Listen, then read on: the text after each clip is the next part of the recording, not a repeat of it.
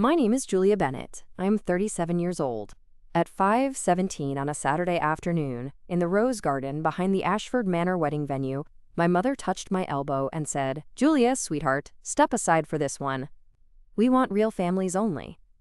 For a second, I thought I had misheard her, not because the words were complicated, because cruelty sometimes arrives so neatly dressed that your mind refuses to recognize it right away. I was standing beside my brother Daniel in the formal family portrait lineup, wearing a navy satin dress, nude heels sinking slightly into the grass, holding a small bouquet I had been given because I was technically part of the wedding party but not important enough to be called a bridesmaid. My brother had just married Emily, a kind woman with soft brown hair and the anxious smile of someone still learning how many unspoken rules came with marrying into the Bennett family. The photographer, a woman named Claire Donovan, stood 10 feet away with 2 cameras strapped across her body, directing everyone gently. "Okay, immediate family first," she said. "Parents, siblings, spouses, children." So I stepped in. Naturally. I was Daniel's only sibling. Our parents stood on his right.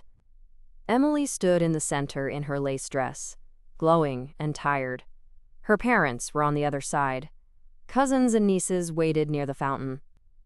Guests watched from a distance with champagne glasses in their hands. Then, my mother's fingers closed around my elbow. "Julia," she whispered, smiling for the room. "Not this one." I looked at her. "What?" Her smile tightened. "Step aside. We want real families only." Real families. The phrase hit the ground between us, and somehow no one moved to pick it up. My father, standing beside her in his gray suit, looked at his watch as if time itself had become embarrassing. Daniel glanced at me, then at our mother, then away. Emily heard it. I know she did because her face changed. Just slightly. Her eyes moved from my mother to me, and the smile dropped for half a second before she tried to recover. Claire, the photographer, lowered her camera. Not all the way. Just enough. "Would you like the sister of the groom included?" she asked carefully. My mother turned toward her, still smiling. "We'll do one with everyone later. This one is for the family units." Family units. I almost laughed. Not because it was funny. Because my mother had found a phrase uglier than the first one and somehow thought it sounded better. I said I'm his sister. Mom whispered, sharper now, "Julia, please, don't make this awkward." Don't make this awkward. That was the family commandment. They could insult me publicly. I was responsible for the awkwardness if I reacted. My father finally spoke. "Julia, just let your brother get his pictures done." My brother, my baby brother, the boy I taught to ride a bike, the boy whose college application essay I edited at 2 in the morning, the man whose rehearsal dinner slideshow I made when Mom forgot to send the photos to the planner, the groom who had called me 3 weeks before the wedding because he was panicking over vendor payments, and I had transferred $2,000 to cover the final florist balance because he said he would, quote, "pay me back after the honeymoon." I stood there in the garden and looked at Daniel. He did not meet my eyes. Emily said softly, "I think Julia should be in it." My mother's head turned. The air chilled. "Oh, honey," Mom said with that dangerous sweetness she used on women younger than her. "Of course we'll get one with Julia. We just need the official family portrait first." Official, real, family units. My life being defined by the absence of a husband and children while I stood beside people whose weddings, births, illnesses, moves, birthdays, holidays, and emergencies I had supported for years. Because I was single. That was the problem. Not estranged, not cruel, not absent. Single. In my family, being unmarried after 35 was treated like a clerical error that had become a moral category. My mother, Elaine Bennett, never said I was a failure outright. She said things like, "I just worry about you being alone." She said, "You'll understand family decisions when you have your own." She said, "It's different when people have spouses and children." She said, "Julia is so independent," in the same tone people use for stray cats. My father said less, which made it worse. He let Mom speak and called his silence peacekeeping. Daniel used me constantly and defended me rarely. That was his pattern. He loved me in private. benefited from me in crisis, then became very quiet whenever loving me publicly cost him comfort. In the rose garden, I waited 3 seconds. 1, 2, 3. No one corrected my mother. No one said, Julia belongs in this photo. No one said, she is real family. No one said, Mom, stop. So I stepped aside, slowly. Not because I agreed, because I wanted everyone to have exactly the picture they were choosing. I walked out of the lineup and stood beside the stone fountain. Claire watched me.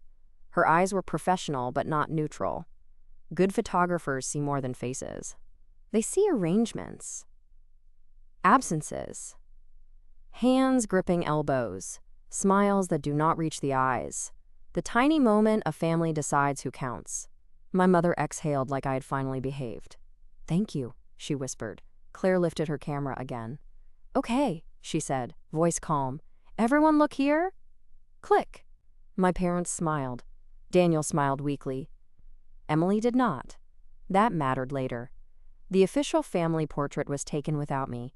I spent the rest of the wedding smiling in the places people expected me to smile. I toasted my brother. I danced with my little nephew when he got shy. I fixed the bustle on Emily's dress because the maid of honor did not know how. I found my mother's missing purse.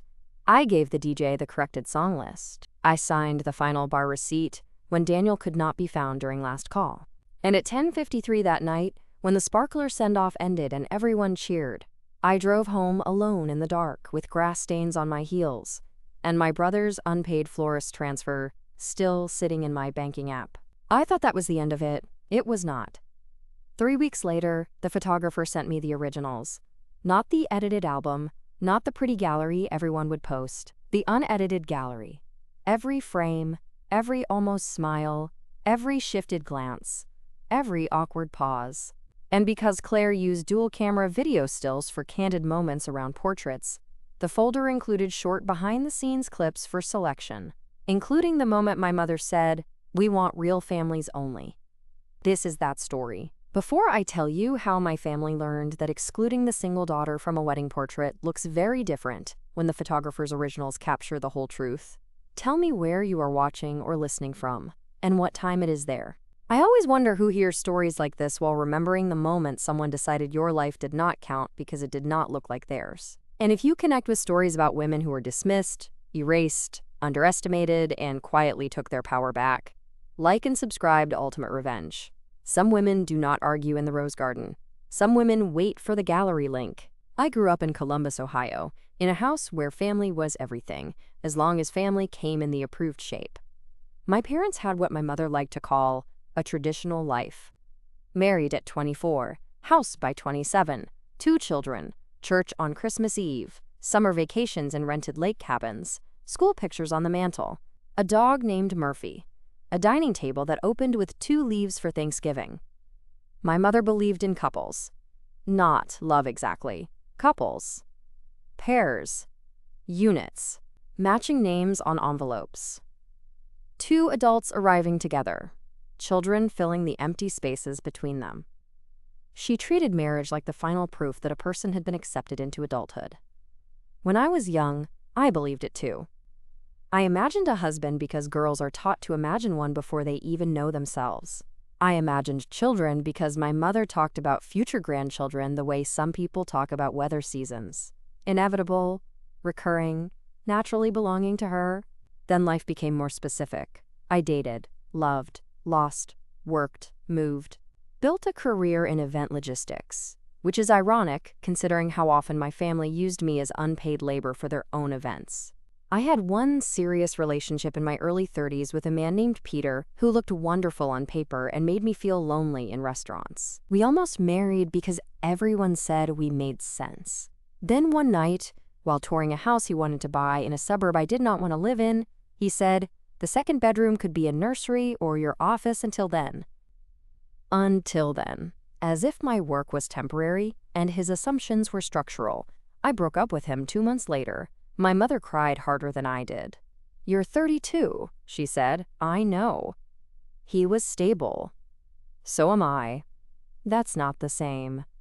She never explained why. She did not need to. In her mind, a single woman's stability was provisional. Useful? Admirable, maybe, but incomplete. I became Aunt Julia. At first, I loved that role. Daniel married late, by my mother's standards, but before Emily, he had a son from a previous relationship. My nephew Noah was 4 when I became part-time homework helper, emergency pickup, birthday planner, and emotional translator between Daniel and Noah's mother. Noah called me Jules. I liked that. I loved being someone children trusted. But I noticed something early. When I helped, I was family. When decisions were made, I was just Julia. At Noah's kindergarten graduation, I stood in line early to save seats for everyone. Mom arrived with Dad, Daniel, and his then-girlfriend and said, "Let's keep the first row for parents and grandparents." I moved back. At Thanksgiving, I cooked half the sides at my apartment because Mom's oven broke. At dinner, she asked married couples to sit together and placed me at the corner with the teenagers. At family vacations, I was assigned the pull-out sofa because you don't need privacy like couples do. When Dad had knee surgery, I took 3 days off work to stay at their house. Mom told neighbors, "Julia is able to help because she doesn't have her own family yet." Yet, always yet, a word that made my actual life sound like a waiting room. The symbolic object in this story was a silver picture frame. It sat on my mother's mantle for 15 years. Inside was a family photo from Daniel's high school graduation. Mom, Dad, Daniel, and me. I was 21, wearing a green dress and a haircut I regret deeply. Daniel was in his cap and gown, grinning. Mom's hand was on my shoulder. Dad stood tall behind us. It was one of the last photos before adulthood scattered us. When I was 28, Mom replaced it with a photo from Daniel's engagement party.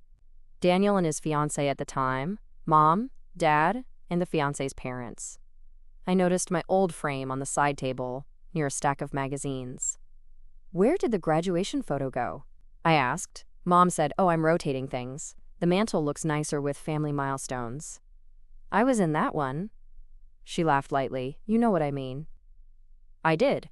That was the problem. Family milestones meant engagements, weddings, pregnancies, babies, anniversaries.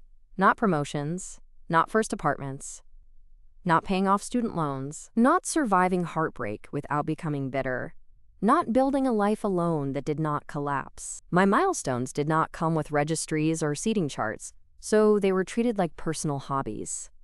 I took the old silver frame home that night. Mom did not notice for 6 months. When she finally asked, I said, "You rotated it out." She looked uncomfortable. "I didn't mean you couldn't take it." "I know." That frame sits on my bookshelf now. Not because the photo is flattering. It is not. Because it reminds me there was a time when nobody needed to debate whether I belonged in the picture. Daniel's wedding to Emily was supposed to be different. Emily liked me. I liked her. She was 34, a pediatric physical therapist, gentle but not weak. She had a way of asking direct questions in a soft voice that made my mother misjudge her. When they got engaged, Emily called me before my mother did. "Julia," she said, "Daniel says you're the person who actually knows how to make things happen." Did he say that as praise or a warning? She laughed. Both. I helped because I wanted the wedding to go well for her, not for my mother, not even for Daniel. For Emily, who was marrying into a family with polished table linens and hidden rules, I recommended vendors, reviewed contracts, built the timeline, negotiated the florist bill. When the first estimate came in absurd, found a shuttle company after the original one canceled, created the seating chart template, handled welcome bag logistics, reminded Daniel to send final payments. He forgot one. The florist, $2,000. 3 weeks before the wedding, he called me at 9:15 at night. "Jules, I messed up." "What happened?"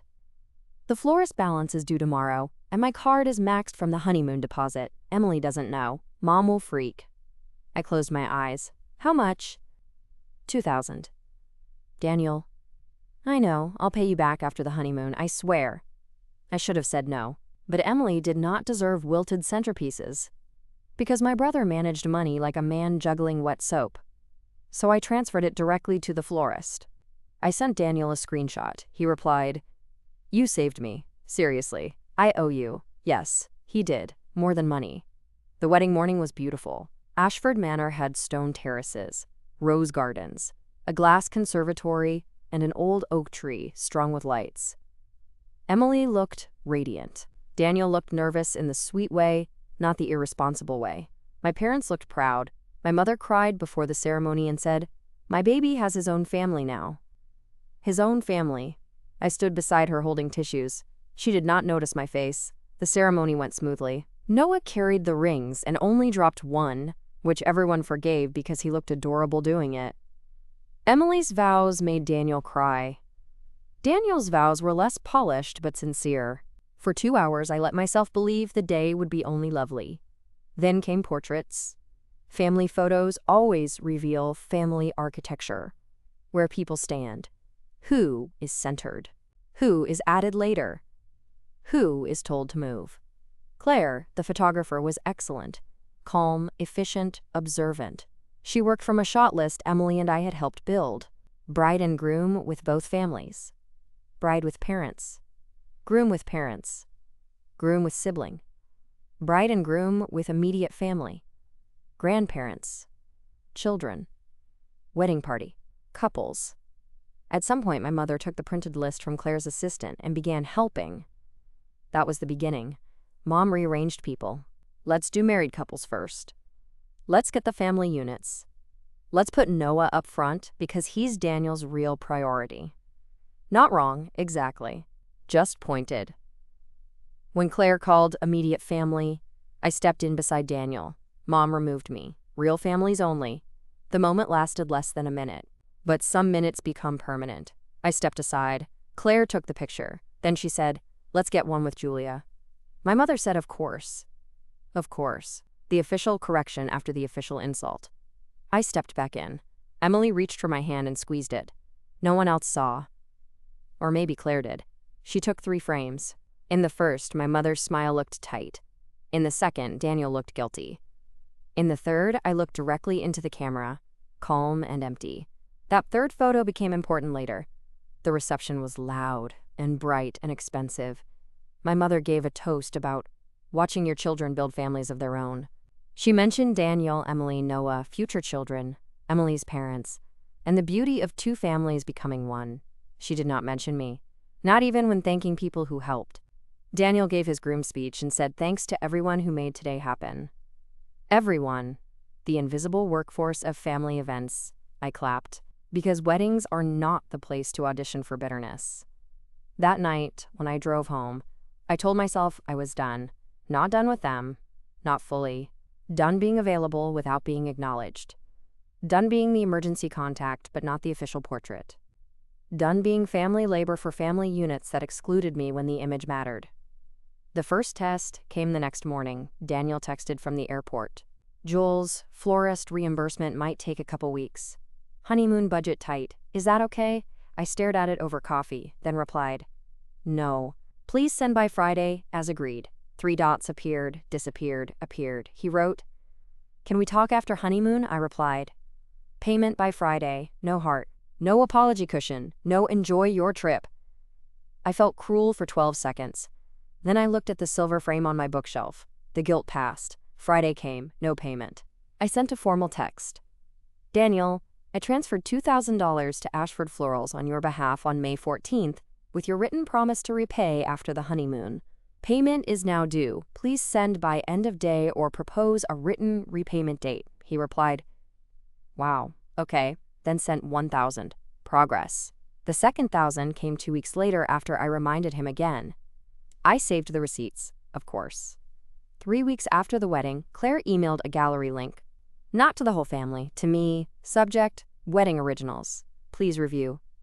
The message read, "Hi Julia. I hope you're well. Emily asked me to make sure you had access to the full, unedited family portrait gallery because you helped organize the shot list. I'm also including a small folder of candid/video stills from the portrait session in case the family wants to select alternate frames. Best." "Claire?" Emily asked. That mattered.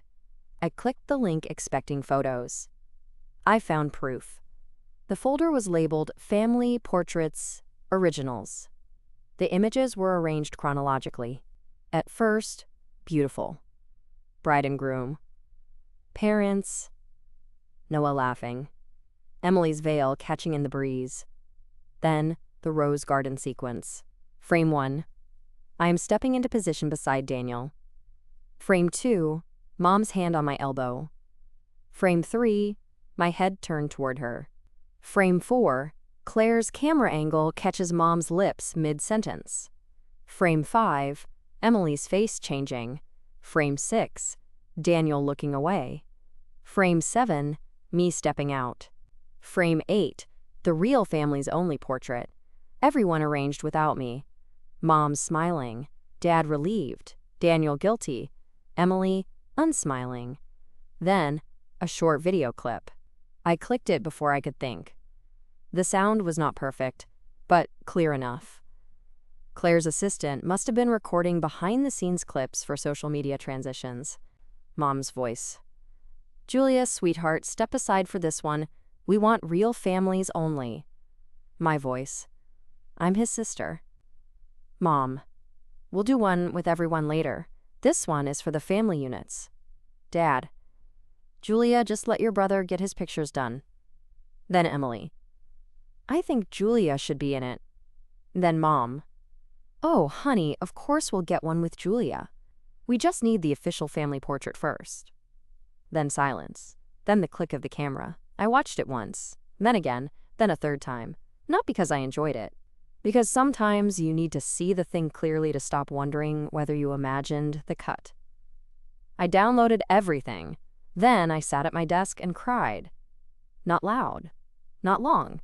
Enough. After that, I made tea, opened my laptop, and wrote one email. To Mom, Dad, Daniel, and Emily.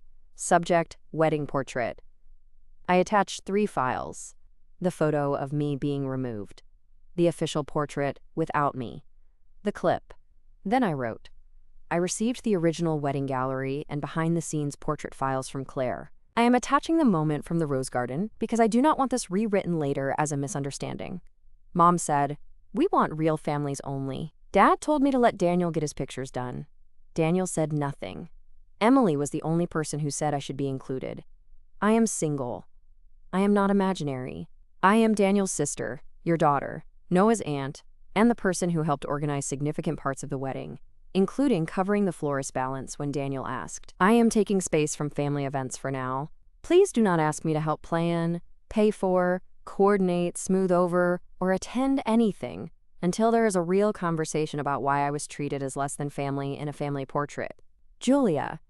I hovered over send, then clicked. My phone began ringing 9 minutes later. Mom. I did not answer. Then Daniel. Then Mom again. Then Dad. Then a text from Mom. Julia. That clip is completely out of context. I stared at it. Out of context. The refuge of people caught exactly in context. Daniel texted. Jules, I'm sorry. I froze. I replied to no one. Emily called at 7 that evening. I answered. Julia, she said, I am so sorry. You don't need to apologize. I do. I should have pushed harder. You were the bride on your wedding day. That doesn't mean I should have let it happen. I sat down. You did say something. It wasn't enough. That honesty softened something in me. No, I said.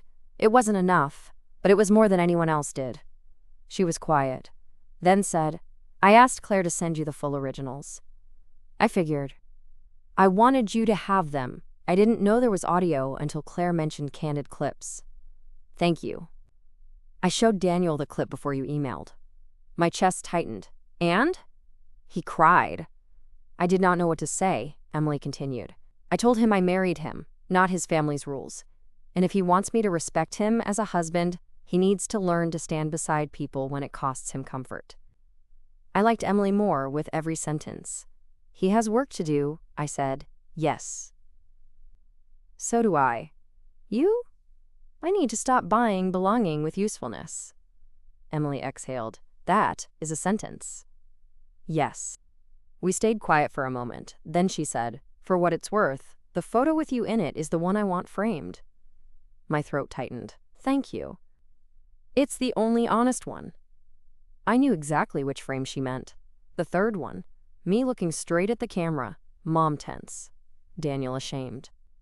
Emily holding my hand. Honest. I need to pause here for a second. If you have ever been the single aunt, single sister, unmarried daughter, child-free cousin, or quiet helper treated as less official because your life did not come with a spouse or children beside you, you know what Julia felt in that rose garden. It was not about one photo. It was about years of being useful enough to call, but not complete enough to center. If this story is hitting close to home, leave a comment and tell me when you realized you were being treated like backup family. And if you have not already, subscribe to Ultimate Revenge. The quiet part is over. My mother came to my apartment 2 days later without calling. I did not buzz her in. That was new. She called from the lobby. Julia, I'm downstairs. I didn't invite you. A pause. I'm your mother. Yes. Are you really not going to let me up? Not today. She inhaled sharply. I came to apologize. Then you can start on the phone. Silence. Then, you are being very dramatic. I almost laughed. Goodbye, Mom. No, wait. I waited. Her voice changed. Not enough. But some. I shouldn't have said real families. No, you shouldn't have. I meant family units. That was not better. I know. Do you? Another pause. I wanted the picture to look balanced. There it was, the true God of my mother's life. Not love, balance, optics, symmetry, couples on either side, children in front. No single daughter standing alone as evidence that life sometimes refuses the template. I said, you wanted me removed because I made the picture look unbalanced. She did not answer. That is worse than I expected you to admit. Julia. No, sit with it. I could hear her breathing. I worry about you, she said. You humiliated me. I didn't mean to humiliate you. You meant to remove me. The humiliation came included. She began to cry. Old Julia would have buzzed her in, made tea, softened, translated her tears into progress. This Julia stood in her apartment, looking at the silver frame on the bookshelf, and did not move. Mom, I said, I am not opening the door today. She whispered, what do you want from me? Not access, accountability. I don't know how. I believe that. That landed. Good. Learn, I said. Then I hung up. Dad emailed. Not called. That was his way. Subject, photo. Julia, I have watched the clip several times. Your mother said the words, but I allowed them. I told you to move instead of telling her to stop.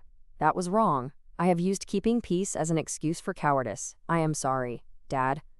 I read that email 5 times, then saved it. It was not everything. It was something. Daniel came next. He did not come to my apartment. He asked if we could meet at a park near my office. I said yes, because public benches reduce family theatrics. He looked awful. No honeymoon glow, just guilt in a wrinkled shirt. He sat beside me and handed me an envelope. Inside was a printed receipt showing the remaining florist payment he had sent. I paid the rest. I saw. I'm sorry I made you chase me. Thank you. He stared at his hands. I'm sorry I didn't say anything in the photo. That matters more. I know. Do you? He nodded, eyes wet. I watched the clip. Emily made me watch it twice. I looked like a coward. You were a coward. He flinched. I did not apologize. He said Mom has always made it feel like if we correct her in public, we're hurting her. Yes. And I let you be hurt instead, because you usually absorb it. Yes. I hate that. Then stop benefiting from it. He nodded. I will. You owe me more than money. I know. You owe me presents. He looked at me. What does that mean? It means the next time someone says something like that, you correct it before I have to decide whether to bleed quietly or make everyone uncomfortable. He wiped his eyes. Okay. And Daniel? Yeah? I am not your emergency wedding vendor anymore. A weak laugh escaped him. Fair? I mean it. If you need help, ask. If I say no, accept it. If I say yes, acknowledge it. Okay. That conversation did not heal everything, but it changed the contract. Not legal. Emotional. Those matter too. The public payoff came a month later at my parents' anniversary dinner. I almost skipped it. Then, Emily called. Come if you want to, she said. Not because they expect it. Not because they deserve it. Because if you want to occupy your own place, we'll sit with you. We. She meant herself and Daniel. That mattered. So I went. The dinner was at a private room in an Italian restaurant, with 20 relatives, a sheet cake, and a slideshow my cousin had made. Of course there was a slideshow. Family images through the years. Wedding. Babies. Vacations. Christmas. Graduations. I was in some, not many. Then, near the end, a new photo appeared. The wedding portrait. Not the official one without me. The honest one. Emily's choice. Daniel, Emily, Noah, Mom, Dad, and me. Standing beside my brother. Emily's hand holding mine. My face calm. My mother visibly strained. The room looked at it. Then, before anyone could comment, Daniel stood. He held his glass. I want to say something before the slideshow moves on. Mom froze. Dad looked at him. I felt my whole body prepare for disappointment. Daniel took a breath. At my wedding, during family portraits, Julia was asked to step out of the official photo because she's single. Mom used the phrase, real families only. Dad and I did not stop it. That was wrong. The room went silent. Completely. Aunt Carol looked at Mom. Cousin Beth's mouth opened. Noah, sitting beside Emily, looked confused. Daniel continued. Julia is my sister. She helped raise me in more ways than she should have had to. She helped with my wedding. She is Noah's aunt. She is our family. Her life does not count less because she is not married. My throat tightened. He looked at me. I'm sorry, Jules. Publicly. Since the hurt was public, too. Emily reached under the table and squeezed my hand. Dad stood next. I also owe Julia an apology, he said. I told her to move instead of defending her place. I am sorry. Then everyone looked at Mom. She looked like she wanted the floor to become a trapdoor. For 1 second, I thought she would cry and turn the room toward herself. She did not. She stood slowly. Her hands trembled. I said something cruel, she said. I told my daughter to step aside for real families only. That was wrong. Julia is my daughter. She is real family. I am sorry. The room stayed quiet. Not because it was awkward. Because something old had cracked open, and nobody knew yet what might grow there. Aunt Carol, never one to let silence become too holy, said, Well, good. That needed saying. A laugh moved through the room, small, relieved, human. The slideshow resumed, but the photo stayed in my mind longer than any other. Not because it was perfect, because it existed, because the correction happened where the harm had lived. In front of family, out loud. After dinner, Mom approached me near the hallway. I know that doesn't fix it, she said. No, I'm trying. I can see that. She cried then, quietly. I hugged her. Not because all was forgiven. Because I wanted to. That distinction matters. Emily later framed the honest photo and gave it to me. On the back, she wrote, The family portrait that told the truth. I placed it beside the old silver frame on my bookshelf. 2 photos. One from before belonging became conditional. One from after I demanded it stop being conditional. Life did not transform overnight. Mom still sometimes says things like, when you have someone someday, and then catches herself. Dad speaks up more, awkwardly, but sincerely. Daniel pays me back faster and asks before assuming. Emily has become not just my sister-in-law, but my witness. Noah once asked why Grandma said real families only. The adults froze. I answered before anyone could make it foggy. Sometimes grown-ups forget that families come in different shapes. He thought about that. Like Lego sets? Yes. And you're a piece. I am definitely a piece. He nodded. Grandma was wrong. My mother, to her credit, said, "Yes, sweetheart. Grandma was wrong." That may have been the greatest public payoff of all. A child hearing correction instead of cover-up. I am still single. That sentence does not feel like confession anymore. It feels like weather. A fact. I may marry someday. I may not. I may fall in love again. I may build a different kind of home. I may remain the woman with the silver frames, the event timelines, the good apartment, the friends who show up, the nephew who calls, the sister-in-law who notices, and the family learning, slowly, that my life is not a placeholder. The final lesson is not that wedding portraits must include everyone in every configuration. Weddings are complicated, photographers need shot lists, families need organization. But when someone says real families only and means not you, believe what they are revealing. Then decide what access they still deserve. My parents left me out of the family photo because I'm single. The photographer sent me the originals, and in those originals was not just the insult, it was the whole map. My mother removing me, my father permitting it, my brother avoiding it, my sister-in-law noticing it, the camera preserving it. The proof mattered. But the proof was not the most important part. The most important part was that, for once, I did not use my usefulness to buy my way back into a picture that should never have removed me. I stepped aside. Then I let everyone see exactly who asked me to. Thank you for staying with me through this story. I know some of you have been treated like less family because you are single, divorced, widowed, child-free, unmarried, older, younger, different, or simply not arranged in the shape your relatives prefer. If Julia's story reached you, I hope you remember that your life does not need a spouse beside it to become official. You are not extra. You are not a temporary placeholder. You are not backup family. Keep the photos, keep the messages, keep the receipts for every invisible thing you did. And if they crop you out, may someone send the originals. Subscribe to Ultimate Revenge for more stories about quiet women, family betrayal, silent comebacks, and the moment one unedited gallery tells the truth. So tell me, if your parents asked you to step out of the family photo at your brother's wedding because you were single, and the photographer later sent you the originals showing everything they said, would you let them pretend it was a misunderstanding, or would you send the clip and make them face the picture they chose?